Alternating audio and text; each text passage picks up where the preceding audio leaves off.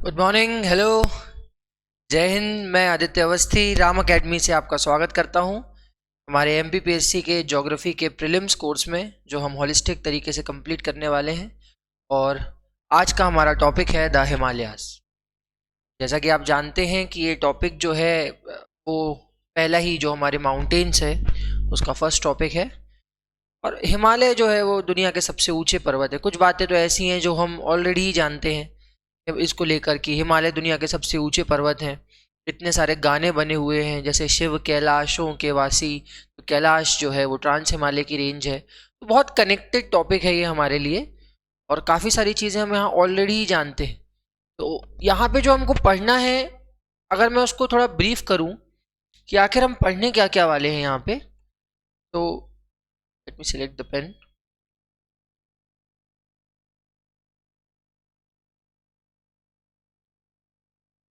ठीक। हम यहाँ पे जो पढ़ने वाले हैं उसमें मेनली सबसे पहले हमको पढ़ना है फॉर्मेशन। जो पहली चीज हम पढ़ेंगे वो होगा निर्माण। अब आप सोचेंगे कि प्रीलिम्स पॉइंट ऑफ व्यू से निर्माण क्यों पढ़ना पड़ रहा है। देखो क्या है, आजकल एमपीपीएससी थोड़ा सा कंसेप्चुअल पोर्शन पे जा रहा है। इवन आप जो भी पेपर उठा के देखेंगे उसमें वो फैक्टर्स ज़्यादा पूछ रहा है कि ये चीज़ यहाँ क्यों है, ये चीज़ यहाँ पे कैसे बनी। थोड़ा जो एग्ज़ाम का पैटर्न है वो फैक्चुअल से कंसेप्चुअल की ओर मूव कर रहा है। इसीलिए हमको ये थोड़ा पढ़ना पड़ेगा कि आखिर निर्माण कैसे हो रहा है, क्या प्लेट टेक्टोनिक्स है, कौन सी दो प्लेटें टकरा रही हैं, इन सब चीज़ों को। उसके बाद फॉर्मेशन के बाद हमको सेकेंड चीज़ जो यहाँ पढ़नी है वो है डिवीजन, हिंदी में अर्थात विभाजन।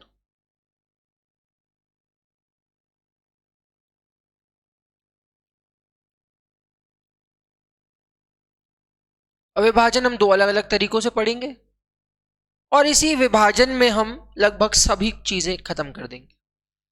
ज़्यादा एक एक नंबर, मैंने कई बच्चों को देखा है वो एक एक नंबर ही याद करते बैठ जाते हैं कि अरे एक इसकी हाइट कितनी है, उसकी हाइट कितनी है। अरे साहब, पूछता भी तो हो। जब पूछता ही नहीं है, जबरन का ज्ञान लेके बैठ जाएंगे तो उसमें मज़ा नहीं आएगा फिर। तो जितना पूछेगा हम उतना ही पढ़ेंगे, और एंड में हम फिर या नेक्स्ट क्लास में हम पूरा एक 10 से 15 क्वेश्चन का जो प्रीवियस ईयर क्वेश्चन का सेट है वो आपको करवाएंगे, ताकि हम ये बात जान सकें कि अच्छा हिमालय हमने पढ़ के ख़त्म कर लिया है।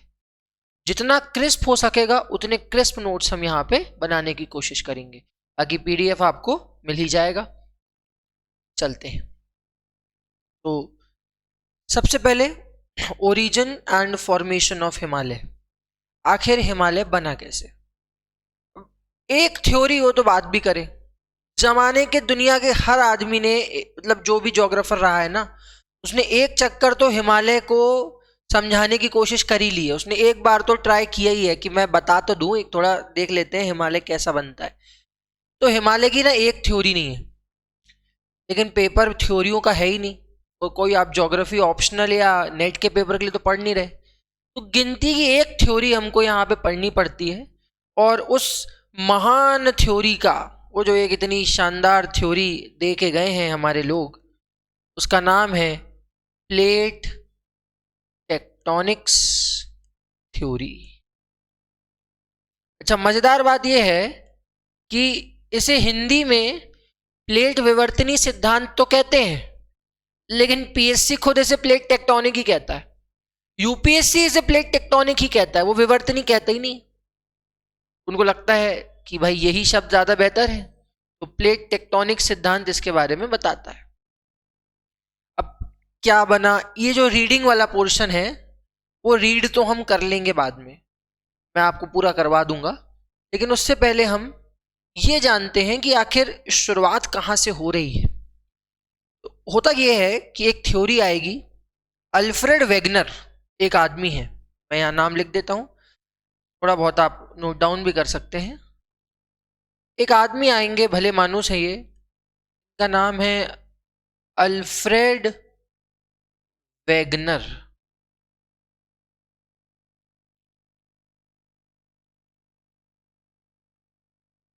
ये भाई साहब एक दिन सुबह उठकर एक थ्योरी देंगे। और उस थ्योरी को ये नाम देंगे महाद्वीपीय विस्थापन सिद्धांत। मैंने इतने सालों की ज्योग्राफी में ना ये चीज सोच समझी है कि अगर आप नाम से पहचानना सीख गए तो ज्योग्राफी में कुछ है ही नहीं। महाद्वीपीय विस्थापन सिद्धांत या कॉन्टिनेंटल ड्रिफ्ट थ्योरी, ये क्या बला है भाई, इसको एक सेकंड में हम समझेंगे। ये थ्योरी वो नहीं है बेटा जो हिमालय को बताती है, लेकिन शुरुआत यहीं से होगी। ये थ्योरी कहती है कि आज तुमको जो दुनिया ऐसे 7 महाद्वीप 7 कॉन्टिनेंट्स तुम्हें आज अलग अलग दिखते हैं ना, इधर नॉर्थ अमेरिका है, साउथ अमेरिका है, इधर बीच में अफ्रीका है, इधर फिर एशिया है, यूरोप है, उसके बाद ऑस्ट्रेलिया है और नीचे फिर अंटार्कटिका है।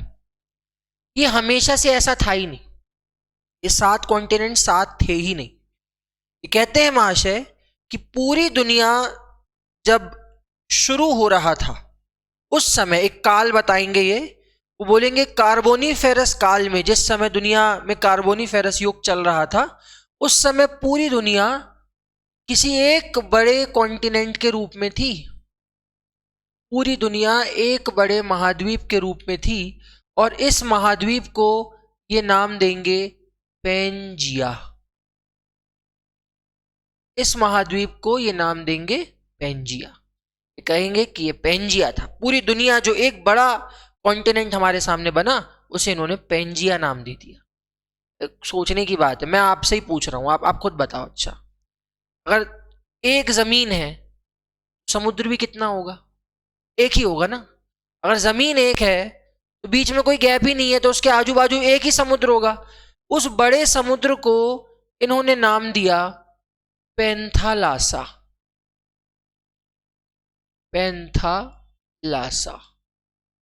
तो अब हमारे पास 2 चीजें हो गई, एक हो गया पेंजिया और एक हो गया पेंथालासा। पेंजिया पूरी दुनिया की जमीन का हिस्सा था और पेंथालासा पूरी दुनिया के समुद्र का हिस्सा था। इतना आसान है ये। एक पूरी दुनिया पेंजिया, पूरा एक दुनिया का एक ही समुद्र जिसका नाम था पेंथालासा। फिर ये कहते हैं कि पेंजिया जिस समय डायनासोर हुआ करते थे, जोरासिक पीरियड, आपने पिक्चर देखी होगी जोरासिक पार्क, उस समय ये ऐसे 2 हिस्सों में, ये एक पेंजिया है, आप मेरे हाथों को देखिए, उसके बाद ये ऐसे टूट गया, पेंजिया ऐसे टूट गया। तुम खुद से सोचो ना, अगर एक टुकड़ा है उसके आजू बाजू एक समुद्र है और फिर पेंजिया ऐसे टूट गया, वो एक जमीन का टुकड़ा टूट गया, तो बीच में जो दरार बनेगी उसमें पानी भर जाएगा। फिर वो जो पानी भरेगा, जैसे ये 2 हिस्सों में टूट गया, तो ऊपर वाले हिस्से को कहा गया लॉरेशिया, काम के लिए, हमारे काम का नहीं है, और नीचे वाले हिस्से को कहा गया गोंडवाना। ये हमारे लिए बहुत काम का है। गोंडवाना हमारे लिए बहुत काम का है कि भारत में गोंडवाना चट्टानें भी हैं, भारत में गोंडवाना ट्रेन का भी नाम है। तो गोंडवाना और गोंड प्रजाति के लोग, जो गोंड जनजाति के लोग रहते हैं, वो गोंड नाम भी यहीं से आया है, गोंडवाना से। बहुत सारी चीजें यहां से आ जाएंगी। अब एक सवाल पीएससी 3 से 4 बार पूछ चुका है, भारत किसका हिस्सा है? यार तुम्हें दिखता ही तो है, ये है हमारा इंडिया। उस जमाने में हमारा भारत ये गोंडवाना के साथ यहां नीचे कहीं मस्ती कर रहा था। ये हमारा इंडिया है। तो बस एक सिंगल सवाल, भारत किसका हिस्सा है? गोंडवाना का। India is part of Gondwana land. हमारे पास 2 हिस्से बने, मैं फिर से बता रहा हूं, दुनिया में एक पेंजिया था, एक ही पेंथालासा था, एक बड़ा समुद्र एक बड़ी जमीन। बाद में जमीन के 2 टुकड़े हो गए, तो ऊपर वाले को इन्होंने कह दिया लॉरेशिया और नीचे वाले को कह दिया गोंडवाना। बीच में दरार में पानी भर गया, उस दरार का भी कुछ नाम है, अभी रुक तो थोड़ा रुकते हैं इस पे। ऊपर वाले को कह दिया लॉरेशिया, नीचे वाले को कह दिया गोंडवाना। इसी गोंडवाना में कहीं भारत था और वही पूछते हैं, ये हमारा इंडिया था। बाद में ये बिखर के पूरा इस तरीके से बन गया और हमें आज की स्थिति देखने को मिलती है।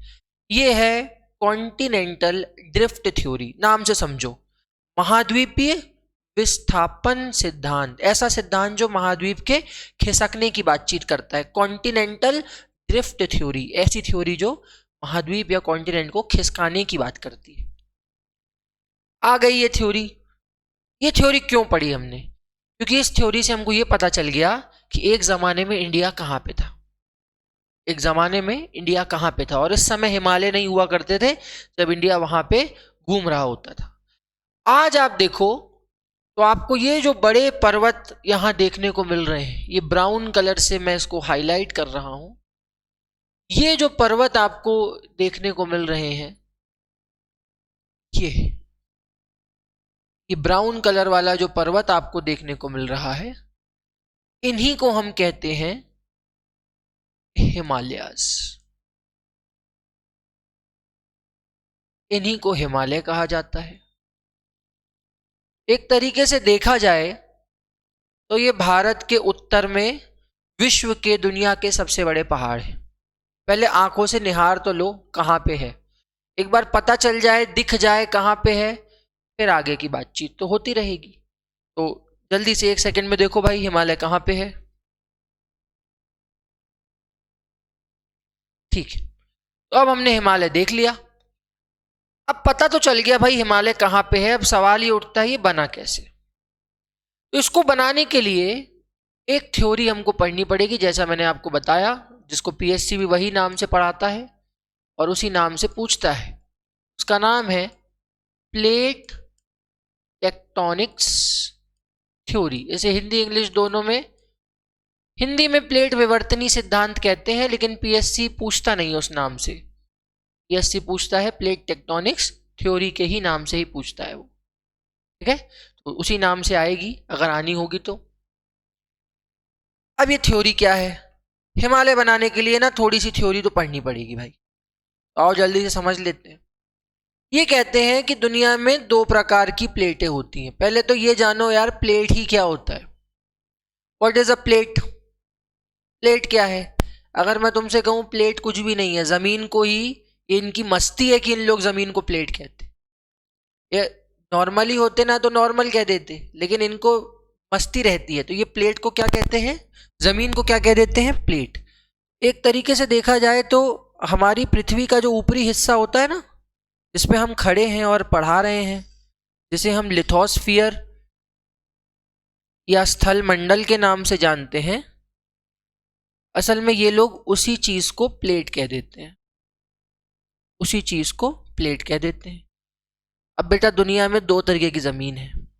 एक वो जमीन है जिस पे तुम खड़े हो, जिसे हम कॉन्टिनेंट या महाद्वीप की जमीन कहते हैं, और दूसरी जमीन वो जमीन है जो समुद्र के नीचे है। अभी गए थे ना मोदी जी द्वारका, तो समुद्र के नीचे वाली जमीन पे बैठे हुए थे। मतलब एक जमीन समुद्र के नीचे है और एक जमीन जो तुम्हारे पैरों के नीचे है। तो मैं भी वही करता हूं, ज्यादा दिमाग ना लगाते हुए मैं जमीन को 2 हिस्सों में बांट देता हूं। वैज्ञानिकों ने भी वही किया। एक जमीन को उन्होंने कहा, एक प्लेट को उन्होंने नाम दिया कि वो कॉन्टिनेंटल प्लेट है, महाद्वीपीय प्लेट है। यार नाम से ही समझ में आ रहा है कि महाद्वीपीय प्लेट किसकी प्लेट होगी? महाद्वीप की। इसका मतलब north America, south America, Africa, Asia, Eurasia, Australia, Antarctica, ये जो प्लेटें हैं ये महाद्वीप की प्लेटें हैं। और दूसरा इन्होंने कहा समुद्र की प्लेट होगी, महासागर की प्लेट होगी। तो उन्होंने, बड़े प्यारे लोग हैं भाई, इन्होंने नाम भी दे दिया ओशनिक प्लेट। इन्होंने बड़े आराम से कह दिया महासागरीय प्लेट। अब आप सोच रहे होंगे ये क्यों बता रहे हैं ऐसे, हिमालय कैसे बनेगा? 5 मिनट सब्र तो करो, हिमालय पूरा बनेगा। अब ये जो 2 प्लेटें आपने देखी, कॉन्टिनेंटल प्लेट मतलब जो जमीन के नीचे की जमीन का हिस्सा है दुनिया में, और महासागरीय प्लेट मतलब समुद्र के नीचे जो जमीन है उसे महासागरीय प्लेट कहते हैं। हमको सिर्फ एक बात याद रखनी है कि महासागर की प्लेट ज्यादा भारी होती है और जमीन वाली प्लेट जो होती है वो हल्की होती है। ये लाइट होती है और ये वाली हैवी होती है। बस इतने में हमारा काम हो जाएगा। 2 प्लेटें पढ़ ली हैं। अब हम चलते हैं आगे। अब हम आगे चलते हैं। अब आप मुझे बताइए, इंडिया क्या लगता है आपको? भारत क्या लगता है आपको? जमीन है कि समुद्र है?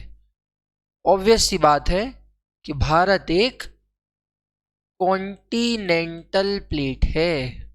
सोचने की बात नहीं है, आप खड़े हुए हैं उस जमीन पे, हमारे भारत का भूमि है, ये कॉन्टिनेंटल प्लेट है, यह एक महाद्वीपीय प्लेट है, महाद्वीपीय प्लेट है। और ये वही प्लेट है जो एक जमाने में गोंडवाना का हिस्सा रही है। अभी अपन ने जो कॉन्टिनेंटल ड्रिफ्ट थ्योरी देखी थी ना, अपन ने देखा कि एक जमाने में किसका हिस्सा रही है, ये गोंडवाना का। ये नीचे कहीं मेडागास्कर के पास घूम रही थी और अब ये धीरे धीरे ऊपर की ओर चलना चालू होगी। अभी देखेंगे हम फोटोज के साथ। और दूसरी तरफ देखो, वैज्ञानिक लोग भी जो है ना, ये ऐसे मजे लेते रहते हैं। 2 महाद्वीप है, यूरोप और एक है एशिया। तो हम लोग एशिया के लोग हैं, फर्स्ट लेक्चर में बताया था। अब हम लोग एशिया के लोग हैं। इन दोनों को मिलाकर वैज्ञानिकों ने एक नया नाम दे दिया और उसे कहा यूरेशिया। हमारे पास एक जो नई प्लेट बनी उसे कहा गया यूरेशियन प्लेट। एक नई प्लेट बन के निकली उसे यूरेशियन प्लेट के नाम से जाना गया। ठीक है इतना। एक भारतीय प्लेट हो गई, एक यूरेशियाई प्लेट हो गई। अब इन दोनों का ना टकराव होगा। जब इंडिया ऊपर चलेगा ये आपस में भिड़ जाएंगी। जब ये भिड़ेंगी तो कुछ कुछ बनेगा। वो कुछ क्या है? वही तो हिमालय है। तो प्लेट टेक्टोनिक्स थ्योरी उसी के बारे में बताती है कि जब 2 प्लेटें आपस में टकराएंगी, उनके बीच की जो दरार होगी, जब ये 2 आपस में टकराएंगी तो बीच में जो दरार होगी, उस दरार में कुछ पैदा होगा और वो हिमालय होगा। इतना सिंपल ही सिद्धांत है। तो अब चलते हैं हिमालय को बनाने में। देखिए, अभी आपको मैंने थोड़ी देर पहले बताया था कि दुनिया में एक पेंजिया था। पेंजिया 2 हिस्सों में टूट गया था।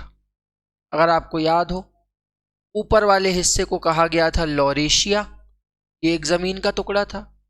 और वो वाला हिस्सा जिसका भारत भी हिस्सा रहा था, ये हमारा जमीन का टुकड़ा था और इसको नाम दिया गया था गोंडवाना। मैंने आपसे कहा था ना बेटा, बीच में जो समुद्र टूटा है, जो समुद्र फटा है, उसमें पानी घुसेगा और उसका भी कुछ नाम रख देंगे। पहले एक ही समुद्र था जिसका नाम पेंथलासा रखे थे, तो अब बीच में जब पानी भर जाएगा, क्या उसको नाम नहीं देना पड़ेगा? जब इनके बीच में पानी भर गया, जब इनके बीच में यहाँ पानी आ गया, इस पानी को भी तो कुछ नाम देना पड़ेगा। तो बैठे ही रहते हैं लोग नाम देने के लिए। इसको नाम दे दिया गया, ये मेरे साथ रिपीट करेंगे, टेथिस। इसे नाम दे दिया गया टेथिस। टेथिस। तो एक हमारे पास नया सागर बन जाएगा, टेथिस सी या टेथिस सागर। क्यों पढ़ रहे हैं टेथिस सागर को? अब देखो, ये है भारत और ये है यूरोप, ये यूरेशिया है और ये भारत है, और इनके बीच में है टेथिस का सागर। इनके बीच में क्या है? टेथिस का सागर। भारत से जितनी नदियां आती थी, उस समय वाले भारत से कह रहा हूं, जितनी नदियां आती थी, वो ढेर सारा मिट्टी, अवसाद, सेडिमेंट्स, रेत, कंकड़, बजरी, जो भी है, वो सब इस टेथिस सागर में डिपॉजिट करती होंगी, निक्षेपित करती होंगी, जमा करती होंगी। सेम यूरोप के साथ है। यूरेशिया की जमीन से जितनी नदियां आती होंगी, वो भी अपनी पूरी मिट्टी, पूरा बजरी, कंकड़, सेडिमेंट्स, अवसाद सब टेथिस में जमा करती होंगी। तो अगर मैं ऐसे एक डायग्राम के थ्रू बताऊं आपको, तो ये कुछ ऐसा है बेटा, ये कुछ ऐसा चल रहा है।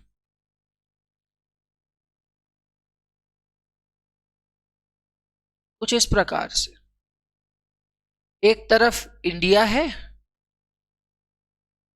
एक तरफ यूरेशिया है,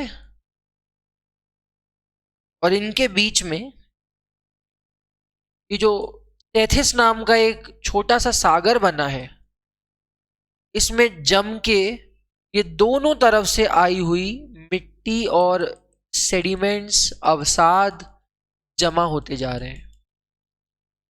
ढेर सारा सेडिमेंट्स या अवसाद इसमें जमा होता जा रहा है।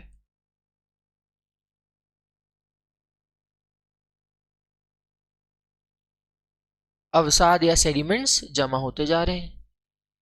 तो ये अब होगा क्या, हम इसे एक पेपर के थ्रू समझते हैं। सपोज कीजिए ये एक तरफ इंडिया है और एक तरफ यूरेशिया है, और बीच में टेथिस का सागर है, और जब धीरे धीरे ये दो प्लेटें आपस में पास आएंगी तो ये जो बीच में टेथिस का सागर है उसमें जितनी भी मिट्टी जमा है और वो ऐसे फोल्ड हो जाएगी, वो ऐसे मुड़ जाएगी। जब ये इस प्रकार मुड़ेगी, बेटा बन तो गया हिमालय। ये आपको पहाड़ नहीं दिख रहा है, ये दोनों प्लेटें आपस में ऐसे टकराएंगी और इनके टकराने पर ये जो ऊंचा हिस्सा बन के रेडी होगा इन दो प्लेटों के बीच में, इसी को हम हिमालय कहते हैं। इसी को क्या कहा जाता है, हिमालय कहा जाता है। तो एक तरफ से आ रहा है इंडिया, यूरोप वहां यूरेशिया रुका हुआ है, जब ये आपस में टकराएंगे, बीच में जो टेथिस है, टेथिस महासागर सागर है, उसमें ढेर सारा मिट्टी अवसाद जमा है। तो घर में किया होगा ना, बचपन में अगर खेले होंगे तो रेत में अपन ऐसे दोनों तरफ से हाथ लाते थे तो बीच में एक रेत का पहाड़ बन जाता था। वैसा ही बड़े लेवल पे होगा।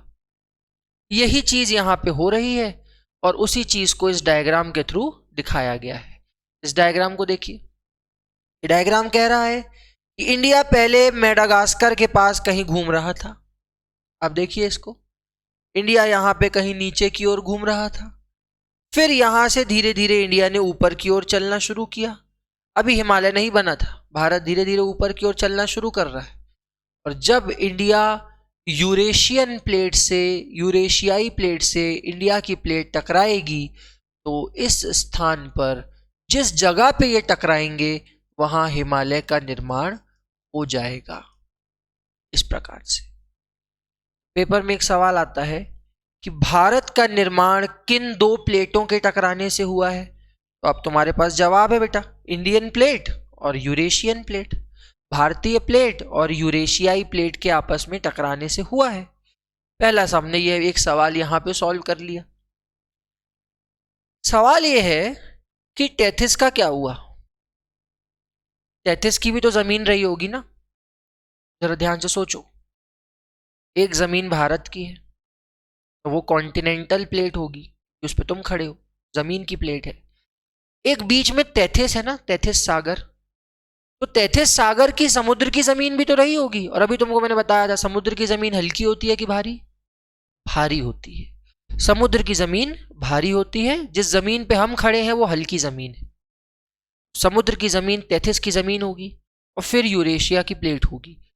कुछ ऐसा सीन है ये, देखो जैसा अभी मैंने तुम्हें बताया था, भारतीय प्लेट, टेथिस और ये है Eurasia. This is Indian plate,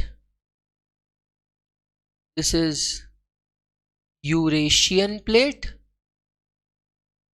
और बीच में ये जो समुद्र का हिस्सा रह गया है ये वाला, इसकी भी तो एक प्लेट होगी ना, ये वाली जो भारी सी प्लेट होगी, जिसे हम टेथिस के नाम से जानते। अब होता क्या है कि जब भी एक हल्की और एक भारी प्लेट टकराती है, अब देखो मुझे पता है कि भारत और यूरेशिया को टकराना है, लेकिन बीच का टेथिस भी तो है ना, उसे भी तो खत्म करना पड़ेगा। वो कैसे खत्म होगा, तो जब भी कभी एक भारी और एक हल्की प्लेट आपस में टकराती है तो आज सीख ले बेटा होता क्या है। जब भी कभी एक भारी और एक हल्की प्लेट आपस में टकराती है तो जो भारी वाली प्लेट होती है वो इस प्रकार नीचे की ओर चली जाती है, जैसे आपको ये प्लेट जाती हुई दिख रही है। जब भी कभी एक हल्की और एक भारी प्लेट आपस में टकराएंगे तो देखो भारी वाली है तो वैसे नीचे चली जाएगी। तो नीचे कहाँ तक जाएगी? ये नीचे वहां तक जाएगी जहां भरा हुआ है लावा, जहां भरा हुआ है मैग्मा। अब मैं बता नहीं रहा हूं इस जोन को क्या कहते हैं, चलो बता ही देते हैं, लेकिन ये आएगा नहीं पेपर में। इस इलाके को बेनी ऑफ जोन के नाम से जाना जाता है। तो बेनी ऑफ जोन में ये प्लेट जलेगी, यहां से ये प्लेट जलेगी, जल के एकदम आग की तरह उठेगी और जिस जमीन पे तुम खड़े हो तुम्हें यहां ज्वालामुखी के पर्वत देखने को मिल जाएंगे। इस एरिया में तुम्हें वॉल्केनो देखने को मिलेंगे। ऐसा होता है। अब जरा एक सेकंड को दिमाग रिवाइंड करो। मैंने तुमसे कहा कि तैथिस समुद्र है, इसका मतलब तैथिस यूरेशिया प्लेट के नीचे गया होगा। उस नीचे गया होगा तो वो जला भी होगा, और वो जला होगा तो उसमें से कुछ ज्वालामुखी का लावा निकला होगा कि नहीं निकला होगा।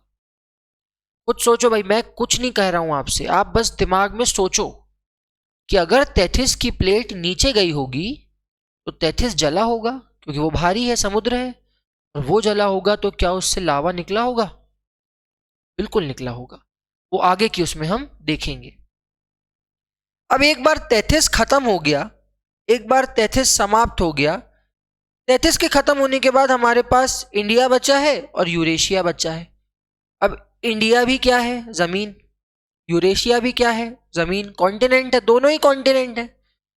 यहां पे हम एक चीज सीखेंगे कि जब दो जमीन के टुकड़े आपस में टकराते हैं तो उसमें से कोई भी टुकड़ा नीचे नहीं जाता, वो आपस में इस प्रकार जुड़ जाते हैं, इस प्रकार जुड़ जाते हैं। इसका मतलब मैं आपसे ये कह रहा हूं कि टेथिस की प्लेट नीचे जाकर, क्योंकि वो भारी समुद्र की प्लेट थी, वो नीचे जाकर जल भुन गई और उससे कुछ कुछ ज्वालामुखी के पहाड़ यहाँ पीछे तरफ बन गए होंगे।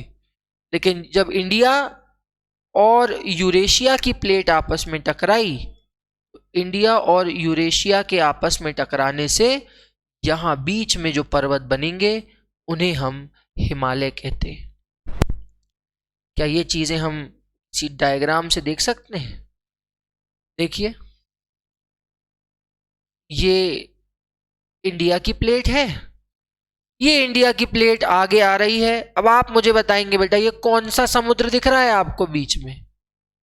क्या ये समुद्र तैथिस नहीं है? अरे वही तो है लाला, तैथिस ही तो है। और जब ये आपस में टकराए तो ये इनके बीच में हिमालय खड़ा हो गया। समझ में आया ये चीज? तो ये देखो वही चीज बताई जा रही है। भारतीय प्लेट है, यूरेशियाई प्लेट है, और मैंने आपसे क्या कहा कि एक तैथिस की जमीन है। अब तुम समझदार हो, देखो तैथिस की जमीन नीचे जा रही है, नीचे जाएगी ज्वालामुखी में, वही जिसको तुम पाताल लोक मान के जी रहे हो जीवन भर से, आग लग जाएगी। यहां से ज्वालामुखी ऊपर उठेगा और कुछ ज्वालामुखी वाले पर्वत, ऐसे पर्वत जिनमें ज्वालामुखी का हमको उद्गम देखने को मिलेगा, जिनमें वॉल्केनिक ओरिजिन होगा, जिसमें ग्रेनाइट का पत्थर होगा, ऐसे हमको पहाड़ पीछे की तरफ देखने को मिलेंगे। फिर ये बाद में टकराएंगे और इनके टकराने से ये जो तीन माउंटेन रेंजेस आपको दिख रही हैं, ये हिमालय का निर्माण हो जाएगा।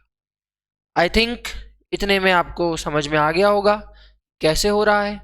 अगेन वही चीज, अलग अलग डायग्राम वही चीज बता रहे हैं। इंडियन प्लेट, यूरेशियन प्लेट, ये हमारे तैथिस की जमीन नीचे गई, मैंने कहा ये जल भुन जाएगी, यहाँ से लावा निकलेगा और उस लावा से कुछ ये पीछे आपको पर्वत बनते हुए दिखाई देंगे।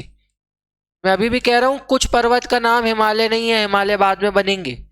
फिर जब ये टकराए तो ये देखो, ये पुराने वाले पर्वत हैं जो ज्वालामुखी से बने थे, और ये नए वाले पर्वत हैं हमारे महान हिमालय। ठीक इस प्रकार हिमालय का निर्माण यूरेशिया और भारतीय प्लेट के टकराने से हुआ, और साथ में जो तैथिस की प्लेट नीचे गई उससे पीछे के कुछ हिमालय बने, उनका नाम कुछ होगा जो अभी हम थोड़ी देर से पढ़ेंगे।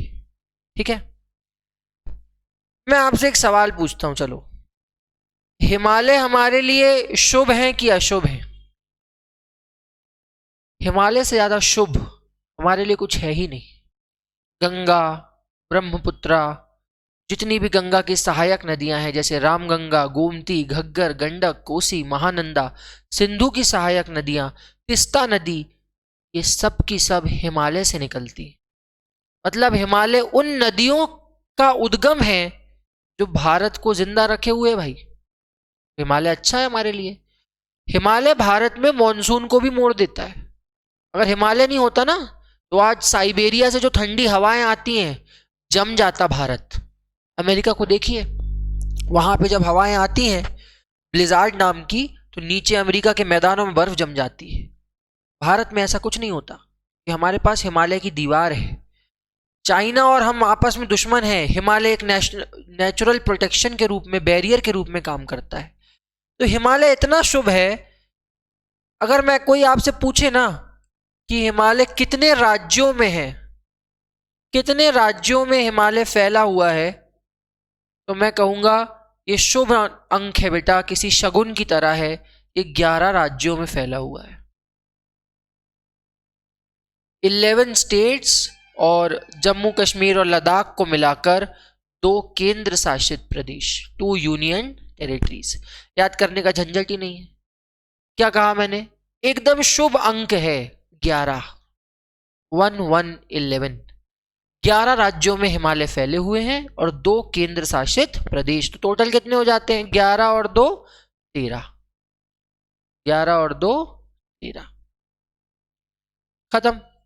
इतनी सी बात थी, इसको हमें पढ़ना था। अब हिमालय तो हमने बना लिया, एक सेकंड में रिवाइज करेंगे। दुनिया एक पेंजिया थी, उसके आजू बाजू पैंथालासा था, वो 2 हिस्सों में टूट गया। ऊपर वाला लॉरेशिया, नीचे वाला गोंडवाना, बीच में जो पानी भर गया उसे तैथिस कहा गया। बाद में गोंडवाना से भारत टूटा और ऊपर की ओर आगे बढ़ा। तो भारत और ऊपर की प्लेट का नाम था यूरेशियाई प्लेट। दोनों जमीनी प्लेटें थी, जमीन की प्लेटें हल्की होती हैं, लेकिन बीच में एक समुद्र की प्लेट थी, ओशन की जमीन थी, जिसका नाम था तैथिस। जब समुद्र भारी होता है, जब दोनों टकराए तो पहले समुद्र नीचे गया, वो जल गया और उससे कुछ ज्वालामुखी फूटे। बाद में इंडिया और यूरेशिया आपस में टकराए और जितने भी अवसाद सेडिमेंट तैथिस के पास थे उन्हें फोल्ड करके हिमालय का निर्माण हो गया। तो अब पहला सवाल ये आता है कि आखिर हिमालय कैसा माउंटेन है? यार तुमसे मैं 3 बार कह रहा हूं हिमालय का निर्माण फोल्ड होके बना है। वो बीच में जो मिट्टी थी वो फोल्ड हो गई, वो फोल्ड हो गई, उसका वलन हो गया। अरे एक लाइन में लिखेंगे ना हिमालय कैसा पर्वत है, आप लिखेंगे कि Himalaya is a new fold mountain. कैसा पर्वत है हिमालय? भूलना ही नहीं है कि यह एक नवीन वलित पर्वत है। अगर आप घटना चक्र यूज करते होंगे ना, आप देखेंगे ये क्वेश्चन 16 बार दिया है उसमें। हिमालय कैसा पर्वत है? नवीन वलित पर्वत है। कैसा पर्वत है? नवीन वलित पर्वत है। कैसा पर्वत? वो एक ही एक सवाल। तो पहला एक क्वेश्चन ये भी तो आएगा तुम्हारे दिमाग में कि न्यू क्यों है, वाई इट इज न्यू। ये नवीन वलित पर्वत क्यों है यार? ओल्ड भी तो हो सकता था। बेटा नया इसीलिए है क्योंकि इसका निर्माण मात्र 4 से 5 करोड़ साल पहले हुआ है।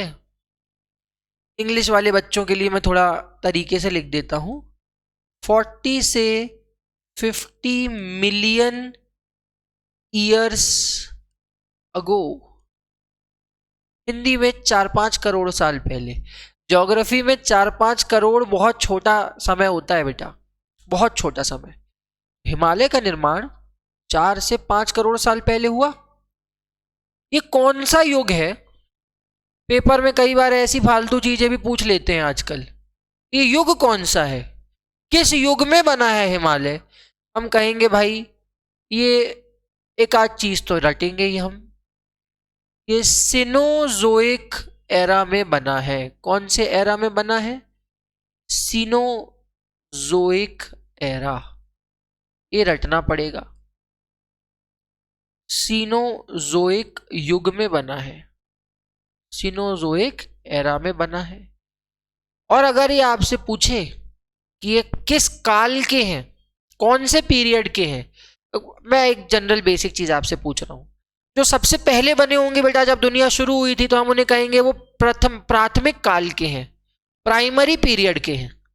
उसके बाद जो दूसरे नंबर पे बने होंगे उन्हें क्या कहेंगे कि वो सेकेंडरी पीरियड के हैं, द्वितीय कालखंड के हैं। मैं आपसे कह रहा हूं हिमालय सबसे नए हैं, सबसे नए। इतने नए हैं कि अगर कोई आपसे पूछे कि ये पीरियड कौन सा है, तो आप कहेंगे कि भाई साहब ये तो टर्शरी पीरियड के हैं, यह तृतीय कालखंड के हैं।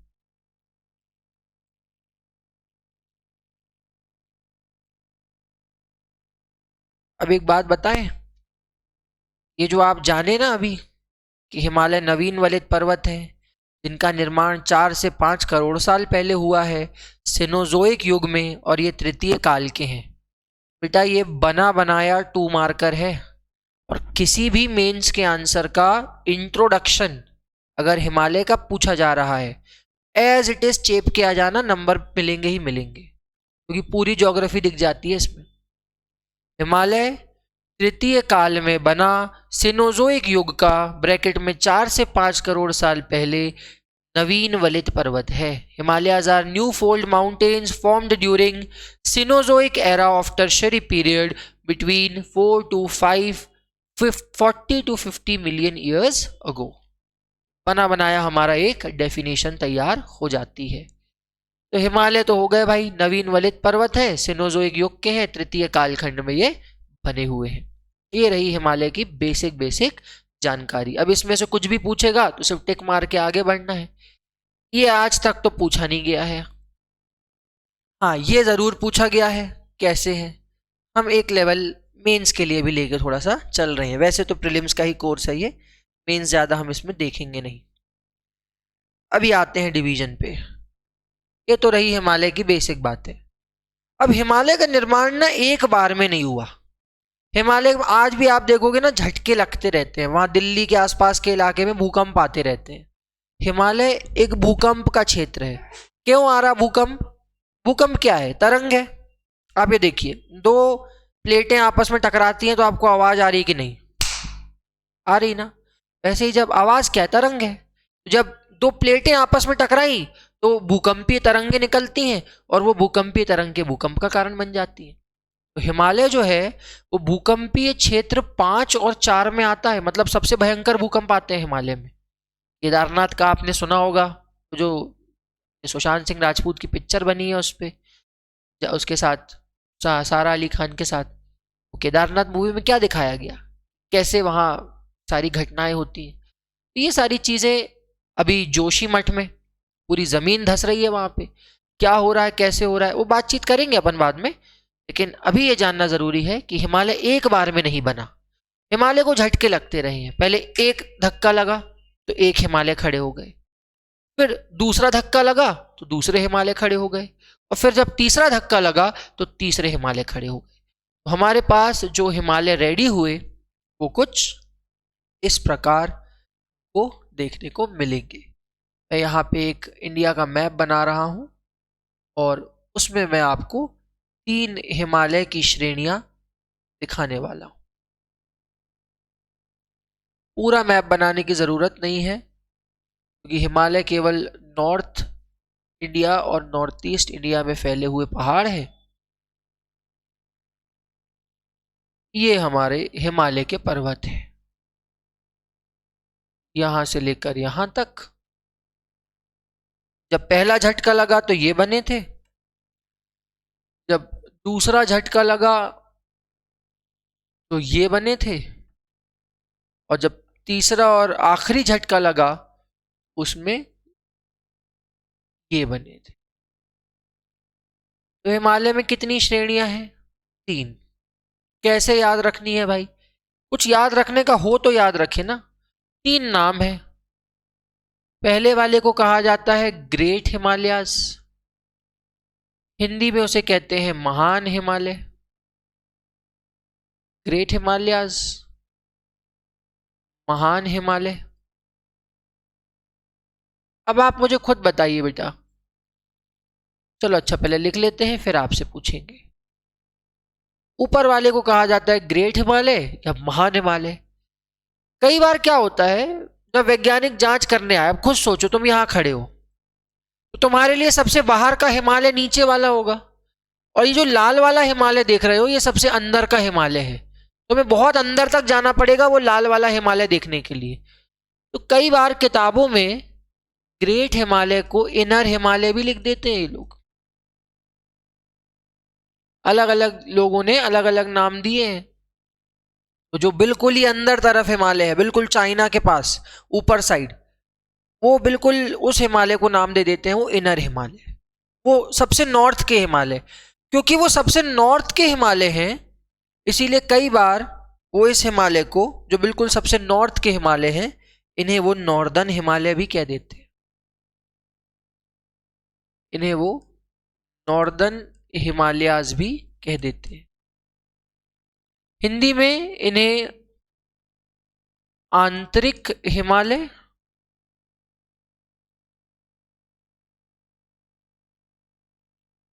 या फिर उत्तरी हिमालय भी कहा जाता है। आंतरिक हिमालय या उत्तरी हिमालय, ये एक ही हिमालय के इतने सारे नाम है लेकिन रटना एक भी नहीं है। सबसे अंदर वाले हैं तो इनर, सबसे नॉर्थ में है तो उत्तरी हिमालय। जो सबसे बड़े हिमालय, क्योंकि ये सबसे पहले बने थे इसलिए ये सबसे बड़े हैं, तो इनका नाम हो जाता है ग्रेट हिमालय, सबसे महान हिमालय, सबसे बड़े हिमालय। सेकंड नंबर पे जो ब्लू वाले दिख रहे हैं आपको, एक ही सवाल पूछूंगा, 3 के बीच में जो दूसरी लेयर होती है, क्या वो बीच की नहीं होती? होती है कि नहीं होती? खुद से सोचो ना। लाल बनाई है और एक साथ में ऑरेंज बनाई है और उसके बीच में ब्लू वाली बनाई है, क्या ब्लू वाली लेयर बीच में नहीं है? बस क्योंकि वो बीच में है तो वैज्ञानिकों ने इसे नाम दे दिया मिडिल हिमालय। बात ही खत्म हो जाती है यार। बीच वाले हिमालय को नाम दे दिया मिडिल हिमालय। हिंदी में इसे कहा गया मध्य हिमालय। हिंदी में इसे कहा गया मध्य हिमालय। लेकिन क्या था कि जो ग्रेट हिमालय है ना, वो सही में ग्रेट है, वो सबसे ऊंचे हैं, सबसे बड़े हिमालय हैं, सबसे ज्यादा ऊंचे हैं। अभी हाइट बताऊंगा मैं आपको, और हाइट भी मैं इस तरीके से बताऊंगा कि आपको कभी रटना ही नहीं पड़ेगा। आप तुक्का भी मारोगे ना वो कभी गलत नहीं होगा वो। तो ग्रेट हिमालय जो है भाई वो सबसे ऊंचे। तो जो ग्रेट हिमालय से थोड़े छोटे रह गए, थोड़े छोटे, मतलब ग्रेट हिमालय जो है वो 6100 से ज्यादा ऊंचाई है उसकी मीटर में, ये वाले थोड़े छोटे रह गए, थोड़े छोटे रह गए या लेस रह गए, तो इन्हें कई किताबें लेसर हिमालय भी लिख देती हैं। वह हिमालय जो थोड़े से छोटे रह गए तो इसे नाम दिया गया लेसर हिमालयस।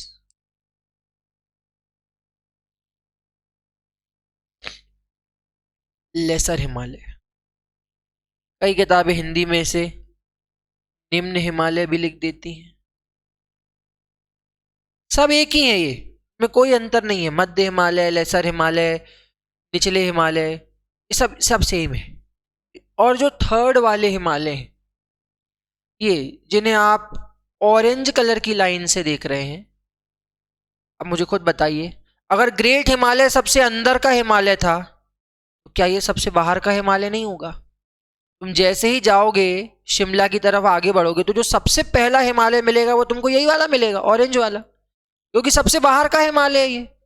सबसे अंदर तो ग्रेट हिमालय है, लेकिन जो सबसे पहले जो हिमालय तुमको मिल जाएगा, यूपी से लगा हुआ हिमालय, वो तुमको कौन सा मिलेगा? अपना ये वाला बाहर वाला हिमालय, जिसका नाम क्या है? अभी आते हैं, पहले बताओ ये बाहर है कि अंदर है? तो दिख ही रहा है बाहर है। ये नॉर्थ में है कि साउथ में है? दिख ही रहा है ये थोड़ा सा साउथ में है, क्योंकि ग्रेट हिमालय सबसे नॉर्थ में। बेटा इस हिमालय को कहा जाता है शिवालिक्स। इस हिमालय को कहते हैं शिवालिक, क्योंकि ये सबसे बाहर का हिमालय है इसीलिए इसे आउटर हिमालय भी कहा जाता है। क्योंकि ये सबसे बाहर का हिमालय है इसीलिए इसे आउटर हिमालय या बाहरी हिमालय भी कहा जाता है। रटने से ज्यादा सीखने पर गौर करेंगे। और क्योंकि ये सबसे साउथ में है, क्योंकि ग्रेट हिमालय सबसे नॉर्थ में था, इसीलिए इसे सदर्न हिमालय भी कहा जाता है। इसीलिए इसे दक्षिणी हिमालय भी कहा जाता है।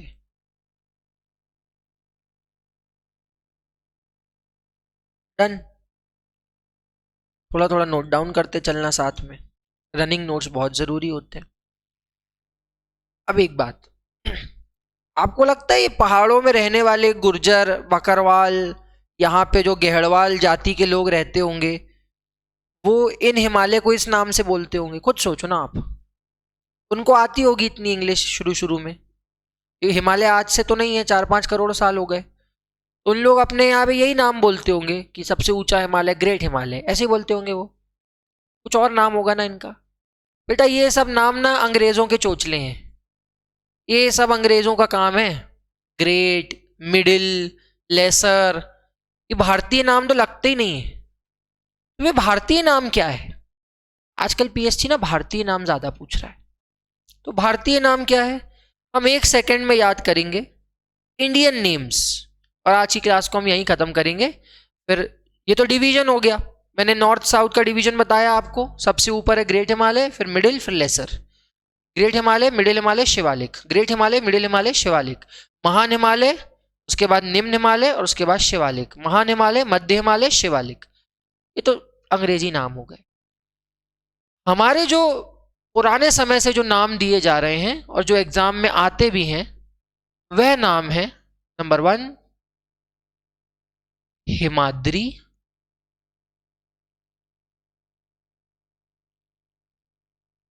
हिमाद्री। नंबर 2 हिमाचल,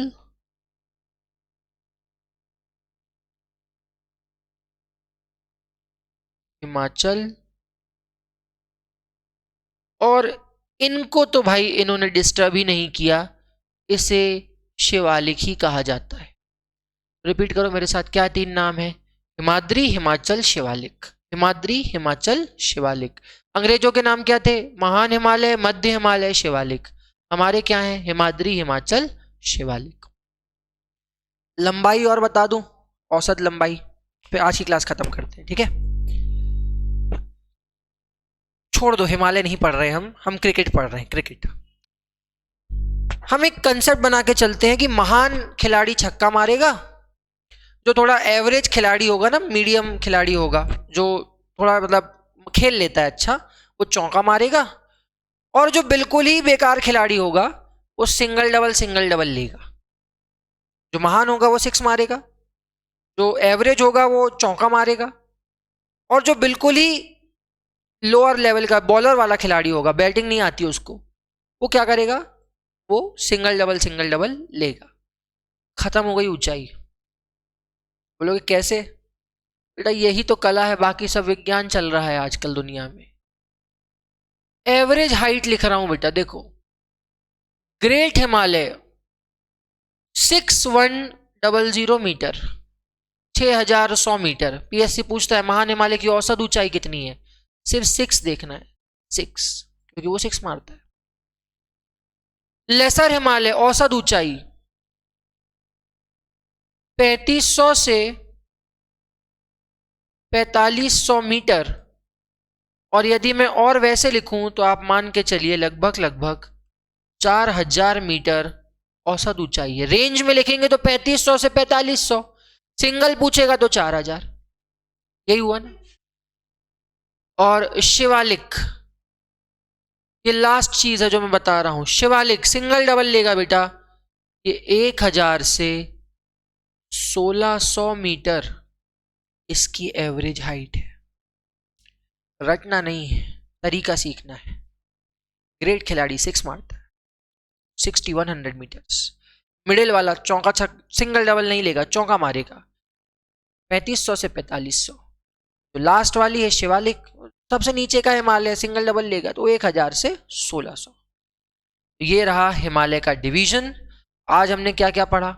आज हमने पढ़ा सबसे पहले प्लेट टेक्टोनिक्स थ्योरी, हिमालय का फॉर्मेशन कैसे हुआ, टेथिस कहाँ नीचे गया, जल गया, उससे कुछ पहाड़ बनेंगे। अब वो पहाड़ों का नाम क्या है वो हम बाद में जानेंगे, वो जो आग से बने थे ना वो हम अगली क्लास में जानेंगे। लेकिन अभी हमने जो मेन हिमालय के 3 डिवीजन है, ग्रेट हिमालय, लेसर हिमालय, शिवालिक, उसको जाना कि क्या क्या नाम है वो जाने। 11 राज्यों में हिमालय फैला हुआ है और 2 यूनियन टेरिटरीज में फैला हुआ है, ये जाना। किन 2 प्लेटों से बना है ये जाना।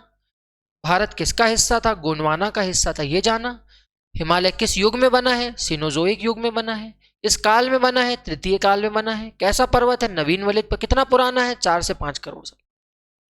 इतने फैक्ट्स को प्लीज नोट डाउन करें, रिवाइज करें और रोज रोज थोड़ा थोड़ा पढ़ें। जब हम अगली क्लास में आपसे मिलेंगे हम हिमालय के रीजनल डिवीजन और कैसे अलग अलग नाम है उनके बारे में भी जानेंगे। मिलते हैं अगली क्लास में। Thank you so much. जय हिंद, वंदे मातरम। अपना ख्याल रखिए और जुड़े रहिए राम अकेडमी के साथ।